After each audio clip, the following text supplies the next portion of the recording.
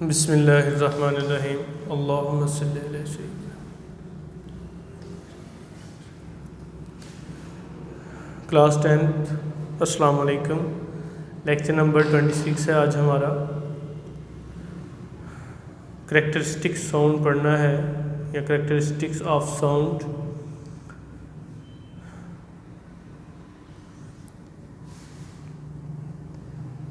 दो तरह की साउंड या डिफरेंट साउंड जो है, अगर आप उन डिफरेंट साउंड्स में फ़र्क करना चाहते हैं तो फ़र्क आप उन साउंड की करेक्टरिस्टिक से करते हैं। फॉर एग्ज़ाम्पल मैं आपको एग्ज़ाम्पल देता हूँ। आपके पास एक छोटा डोल है और एक आपके पास बड़ा डोल है। दोनों डोल बजाए जा रहे हैं, आप उसको ऑब्ज़र्व कर रहे हैं और आप अपने साथ बैठे हुए बहन या भाई को कहते हैं कि ये जो आवाज़ आई है ना, ये छोटे डोल की है और ये जो दूसरी आवाज़ आई है ये बड़े डोल की है। इसका मतलब है कि आपने दो साउंड्स में फ़र्क किया है। वो दो साउंड में जो आपने फ़र्क किया है, डेफिनेटली वो किसी बुनियाद पे आपने किया है। आपको उन आवाज़ की करेक्टरिस्टिक का पहले से इल्म था और उन करेक्टरिस्टिक को जहन में रख के आपने उनको डिस्टिंग्विश कर लिया, आपने इनको जो है वो अलहदा कर लिया, उनमें आपने फ़र्क कर लिया। तो इसी तरह साउंड की फिर वो कौन कौन सी करेक्टरिस्टिक्स हैं जिनकी बिना पे आप मुख्तलिफ साउंड्स या डिफरेंट साउंड्स के दरमियान फ़र्क करते हैं। ये सारी थ्योरी है। मैं अब बात आपको समझाऊंगा, आपने मेरी बातें सुननी है गौर से। पेपर पे मैंने कुछ नहीं लिखना, मैंने जो लिखना था वो मैं लिख चुका, मैं आपको बताने वाला हूँ बस। करेक्टरिस्टिक ऑफ साउंड चार हैं। एक तो है लाउडनेस, दूसरा है पिच, तीसरा है क्वालिटी और चौथा है इंटेंसिटी। पहला loudness, pitch, quality and intensity. Loudness से मुराद क्या है? लाउडनेस से मुराद किसी भी साउंड की वो करेक्टरिस्टिक जिसकी बिना पे आप एक लाउड, बुलंद कह लें इसको, ऊंची कह लें, एंड फेंट साउंड। फेंट मीन मध्यम, आहिस्ता कह लें। फेंट साउंड से मुराद मध्यम साउंड और लाउड साउंड से मुराद बुलंद साउंड, ऊंचा साउंड। लाउडनेस साउंड की वो करेक्टरिस्टिक है जिसमें आप एक लाउड फेंट एंड सेकंड इज द फेंट, एक बुलंद और एक मध्यम आवाज़ में फ़र्क करते हैं। इस करेक्टरिस्टिक को हम नाम देते हैं लाउडनेस। वो characteristic of sound, bar bar repeat कर रहा हूँ, वो करेक्टरिस्टिक ऑफ साउंड जिसमें आप एक लाउड बुलंद आवाज़ में और दूसरा आप एक फेंट मध्यम आवाज़ में फ़र्क करते हैं, इस करेक्टरिस्टिक को हम नाम देते हैं लाउडनेस। आगे लाउडनेस की डिफरेंट टाइप्स, मैं लाउडनेस की एग्जांपल आपको देता हूँ। आप आपस में बैठे हुए हैं कमरे के अंदर, तो आप आपस में मध्यम फेंट आवाज़ में बात कर रहे हैं, फेंट साउंड आप यूज़ कर रहे हैं। लेकिन वहाँ आप बैठे हो जलसे के अंदर, तो उसी जलसे के अंदर आप लाउड साउंड में बात करते हैं। हाँ, ऐसा है कि नहीं? ऐसा ही है कि आपने ज़्यादा लोगों से एड्रेस करना हो तो आप लाउड साउंड यूज़ करते हैं, और अगर आपने कम लोगों में बैठ के बात करनी हो तो आप उसमें फेंट साउंड यूज़ करते हैं। तो ये जो लाउड एंड फेंट साउंड में फ़र्क करने का अमल है, that is known as a loudness. सही होगी बात। अब लाउडनेस आगे डिफरेंट चीज़ों पर डिपेंड करता है। लाउडनेस डिपेंड करता है amplitude of vibrating body, area of the vibrating body and distance from the vibrating body, and it also depend upon physical condition of air. ये physical condition of air पे भी depend करता है. There are 4 different factors on which loudness of the sound depends. First is the amplitude of vibrating body, second is the area of vibrating body, and third one is the distance of vibrating body. Guys, it also depend upon physical condition of air. If we discuss about the amplitude of vibrating body, then we can say that हम ये बात कह सकते हैं कि अगर amplitude है, amplitude से मुराद ये है कि how the loudness of the sound is depend, कि वो लाउडनेस ऑफ द साउंड जो है वो कितनी होगी, उसका एम्पलीट्यूड कितना होगा, कितनी बुलंदी से आप जो है या कितनी मध्यम आवाज़ आप जो है उसमें डिस्कस करेंगे.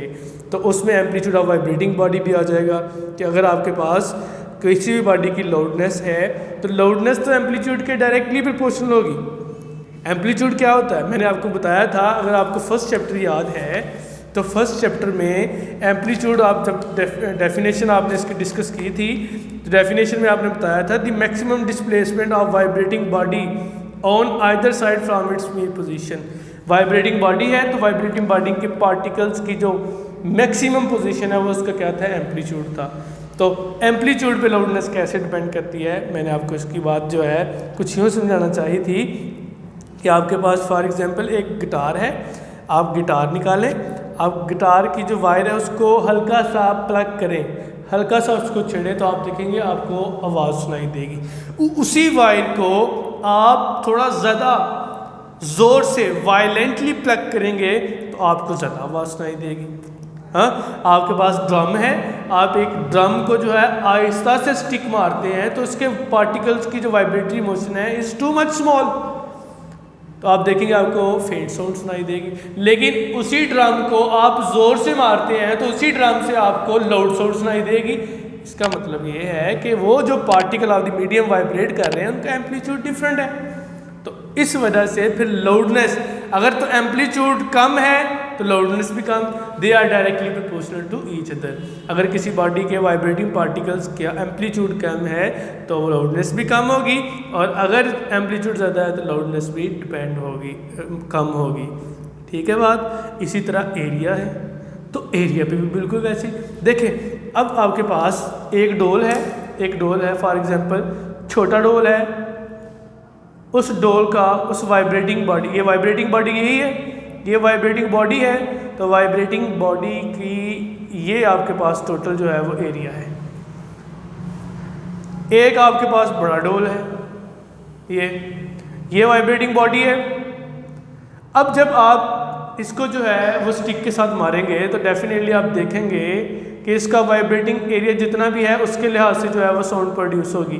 लेकिन जब वही स्टिक आप इसके ऊपर मारेंगे तो इसका वाइब्रेटिंग एरिया चूँकि ज़्यादा है, ये हाँ इसका ये कम है, तो इसकी निस्बत इससे जो साउंड प्रोड्यूस होगी वो आप देखेंगे कि लाउड होगी. यहाँ से लाउड साउंड सुनाई देगी आपको, और यहाँ आपको फेंट साउंड इसकी निस्बत सुनाई देगी. तो इसका मतलब है फिर वो जो एरिया है, एरिया ऑफ वाइब्रेटिंग बॉडी है, उस पर भी लाउडनेस डिपेंड करती है और डायरेक्टली रिलेशन है, डायरेक्टली प्रोपोर्शनल है. अगर एरिया किसी बॉडी का ज़्यादा है तो उस बॉडी से लाउड साउंड सुनाई देगी, लाउडनेस उसकी ज़्यादा होगी, और अगर किसी बॉडी का एरिया कम है तो उस वाइब्रेटिंग बॉडी से निकलने वाली साउंड है वो फेंट होगी, वो कम लाउड होगी. तो इसी तरह ये डिस्टेंस पे भी डिपेंड करता है. फॉर एग्जांपल यहाँ पे स्पीकर चल रहा है, यहाँ पे स्पीकर चल रहा है, एक आदमी यहाँ खड़ा है और ये आवाज़ सुन रहा है, तो इसका इस सोर्स से डिस्टेंस ये है. अब इसी साउंड को एक आदमी यहाँ पे खड़ा होकर सुन रहा है, इसी साउंड को, सेम फ्रीक्वेंसी की साउंड को यहाँ खड़ा होकर सुन रहा है. तो आप मुझे खुद बताएं कि किसको लाउडनेस ज़्यादा लाउड आवाज़ सुनाई देगी, इसको या इसको? डेफिनेटली जिसका डिस्टेंस कम है उसको ज़्यादा सुनाई देगी, और जिसका डिस्टेंस ज़्यादा है उसको कम सुनाई देगी. इसका मतलब है कि लाउडनेस डिस्टेंस के क्या है डिस्टेंस के इन्वर्सली है. डिस्टेंस किसी बॉडी का वाइब्रेटिंग बॉडी से अगर कम है तो उसको ज़्यादा लाउडनेस वाली आवाज़ सुनाई देगी, और जिसका ज़्यादा है उसे कम लाउडनेस वाली आवाज़ सुनाई देगी। तो इस तरह लाउडनेस फिर डिफरेंट फैक्टर पे डिपेंड करता है। तो मैंने बोला था it also depend upon physical condition of air. For example a person, एक ऐसा आदमी जिसके सुनने में, जिसके कानों में थोड़ी प्रॉब्लम है, वो कम सुनाई देता है उसको, आप उसके करीब बेशक न्यू साउंड सिस्टम ला के रख दें तो आप देखेंगे कि उसको वो कहेगा इसकी आवाज़ भी मध्यम है। या आप बुज़ुर्गों से जब बात कर रहे होते हैं ना, तो या आप एक ऐसे बुज़ुर्ग के जिनके कानों को मसला है, वो आपके पास बैठा हुआ, आप दोस्त से बात कर रहे हैं, हाँ, आप बिल्कुल आहिस्ता बात कर रहे हैं, तो वो आप कहता है मुझे नहीं सुनाई दे रहा, बुज़ुर्ग कहता है मुझे नहीं आपकी बातें सुनाई दे रही, हाँ। तो इसका मतलब है कि आपके दोस्त को तो वो आवाज़ सुनाई दे रही है, फिर उस बुज़ुर्ग को बात समझाने के लिए जो है आपको लाउड बोलना पड़ेगा, आपको अपनी लाउडनेस जो है वो चेंज करना पड़ेगी। इसका मतलब है अगर तो फिज़िकल कंडीशन ऑफ एयर ठीक है तो लाउडनेस जो है वो मुतासर नहीं होती, लेकिन अगर फिज़िकल कंडीशन ऑफ एयर जो है वो ठीक नहीं है, कान ख़राब है, तो फिर जो है वो लाउडनेस पे फ़र्क आ सकता है। तो इसका मतलब है लाउडनेस फिर फिज़िकल कंडीशन ऑफ एयर पे भी डिपेंड करती है। तो ये आज का आपका आर्टिकल है, बाकी इंशाल्लाह हम नेक्स्ट करेंगे। अस्सलाम वालेकुम वरहमतुल्लाहि वबरकातुहू।